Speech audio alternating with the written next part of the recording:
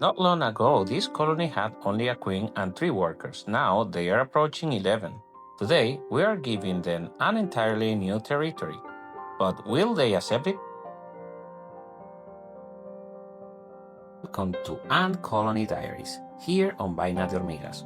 I am Oni Regeki, and today we are returning to our colony of Tetraponera Rufonigra. When this story began, we had 1 queen, around 3 workers, and only a small amount of brood. Today, the situation looks very different. We are approaching 10 to 11 workers, several more are developing, and the amount of brood has increased considerably. But their growth has changed something else too. This colony is more active, more defensive, and increasingly territorial, and the small territory that once worked perfectly is beginning to limit us.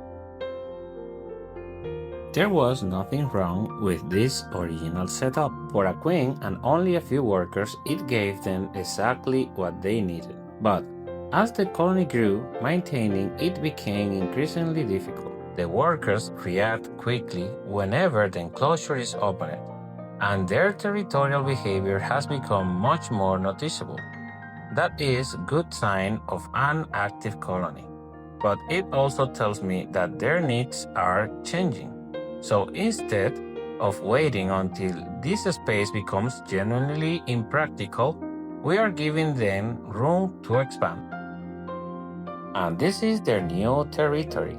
In Nest Lab, we built this natural outboard specifically for Tetraponera Rufonigra. Today, we'll finally discover what its real owners think about it. This species is primarily arboreal, naturally using branches, woody structures, and pre-existing cavities. That is why this environment is not designed only around floor space.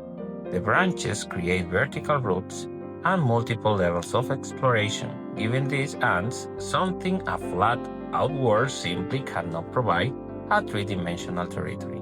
But expanding their territory is only half of today's experiment. They will also have access to this wooden nest shaped like the map of the Dominican Republic. The nest itself will remain relatively dry. Instead, the colony will have permanent access to water and external humidity within the foraging system. I'm not treating this as a universal rule for Tetraponera Rufonigra. It's a configuration we're testing based on their arboreal ecology and their natural use of cavities in wood. And the colony will ultimately tell us how well it works. Everything is ready. From this point forward, I am not going to force a move. They can explore the new territory, discover the wooden nest, and decide for themselves whether it's worth using. We have made our choices. Now it's their turn. It didn't take long for the first workers to investigate. For an arboreal ant, these branches are not simply decoration.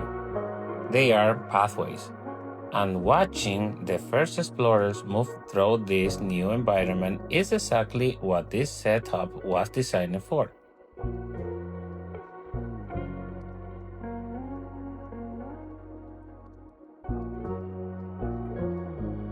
And then something important happened. Some workers found the entrance to the wooden nest and began inspecting it. A few even ventured inside. But exploration is not the same as acceptance. No brood was transported, and the queen remained where she was. So they had discovered their possible new home, but they had not chosen it yet.